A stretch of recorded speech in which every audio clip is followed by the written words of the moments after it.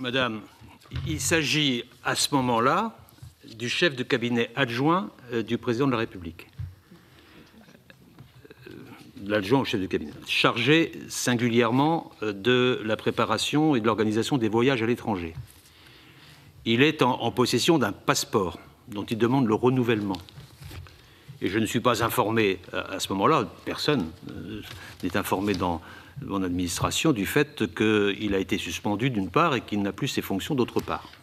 Et donc, classiquement, lorsqu'il y a un renouvellement, puisque dans la première attribution, on vérifie l'ensemble des données concernant les demandeurs, y compris concernant les services de l'Élysée, la validation par le service du protocole. On demande même à ce moment-là le contrat de travail pour attribuer le passeport.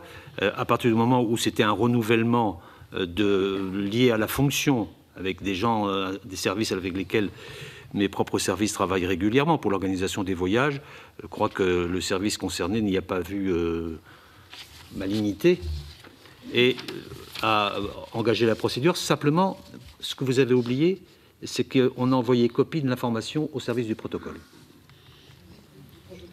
Au service du protocole. Oui, c'est une réaction certainement très professionnelle. Madame Jourdain.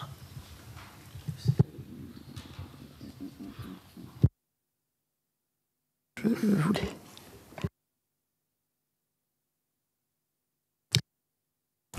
Oui, Monsieur le Ministre, je vais peut-être vous interroger sur quelque chose qui apparaît évident, qui est finalement quelles sont les relations entre la présidence de la République et le ministère des Affaires étrangères. Je vais fonder cette interrogation sur les faits suivants.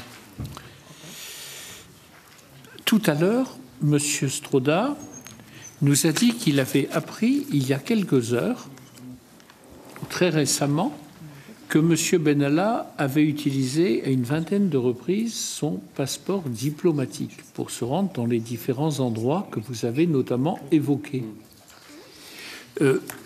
Ce qui m'a étonné, et m'a aussi beaucoup étonné, le fait que quand M. Benalla est arrivé au Tchad pour être reçu par le président de la République du Tchad, quelques jours seulement avant l'arrivée pour une visite d'État du président ou une visite officielle du président de la République, eh bien, il nous a été dit que l'information, il n'y avait pas d'information sur ce sujet. Or, je suppose que les informations que vous avez acquises auprès des postes diplomatiques que vous avez cités, j'imagine que vous en avez fait part au service du président de la République, au directeur de cabinet. Oui, je suppose. Enfin, je vous demande une confirmation. Monsieur le rapporteur, je peux répondre là? Oui. J'ai appris le déplacement de M. Benalla au Tchad, déplacement des 5 et 6 décembre, le 24 décembre. Mais j'allais dire comme tout le monde, pas comme tout le monde. J'ai appris le 24 décembre. Donc il n'y a pas de problème d'information directe, et je pense que le président de la République l'a appris à peu près au même moment. Compte tenu quand même de la qualité de nos services, oui, de la qualité de nos ambassades, oui, et du fait que M. Benalla a quand même acquis une certaine notoriété, et que je suppose on s'intéresse peut-être dans certains services à son activité, je ne sais pas, je fais des hypothèses. Vous paraît-il plausible qu'il soit reçu par le chef de l'État sans que personne à l'ambassade de France au Tchad ne s'en rende compte, n'en soit informé, ne vous saisisse de cette question? C'est une bonne question, monsieur le rapporteur. Je me permets de la poser.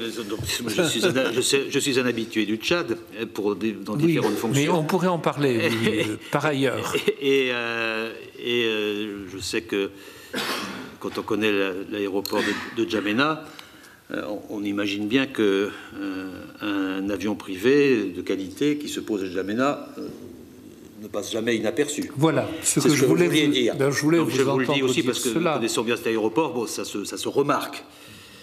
J'ai interrogé le 26 décembre notre ambassadeur sur ce sujet. Il m'a fait savoir qu'il était informé de ce déplacement et qu'il n'avait pas considéré qu'il fallait en faire rapport. Ah bon?